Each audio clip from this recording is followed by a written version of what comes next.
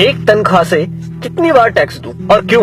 जवाब है, मैंने 30 दिन काम किया, तनख्वाह ली, टैक्स दिया, मोबाइल फोन खरीदा, टैक्स दिया, रिचार्ज किया, टैक्स दिया, डेटा लिया, तब टैक्स दिया, बिजली ली, फिर टैक्स दिया, घर लिया, टैक्स दिया, टीवी फ्रिज आदि लिए, टैक्स दिया, कार ली, टैक्स दिया, पेट्रोल लिया, फिर टैक्स दिया, सर्विस करवाई, टैक्स दिया, रोड पर चला, फिर भी टैक्स दिया, टोल पर फिर टैक्स दिया, लाइसेंस बनवाया, टैक्स दिया, गलती की तो टैक्स दिया, रेस्टोरेंट में खाना खाया तो टैक्स दिया, पार्किंग का टैक्स दिया, पानी लिया उस पर टैक्स दिया, राशन खरीदा उस पर भी टैक्स दिया, कपड़े जूते किताबें ली उस पर भी टैक्स दिया, टॉयलेट गया उस पर भी टैक्स दिया, दवाई ली तो भी टैक्स दिया, गैस ली टैक्स दिया, सैकड़ों और चीजें ली और टैक्स दिया, कहीं फीस दी, कहीं बिल, कहीं ब्याज दिया, कहीं जुर्माने के नाम पर तो कहीं रिश्वत के नाम पर पैसे देने ही पड़े।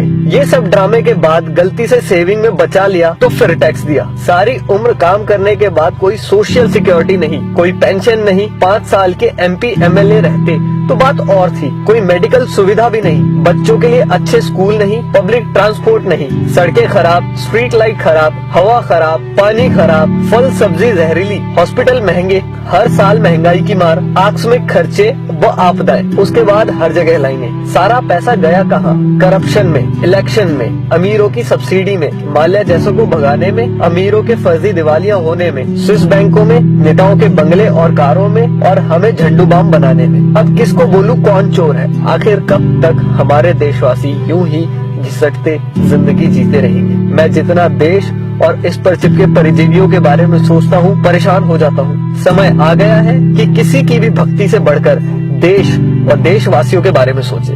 प्लीज इस वीडियो को शेयर करके देश के हर नागरिक तक पहुंचाएं। धन्यवाद।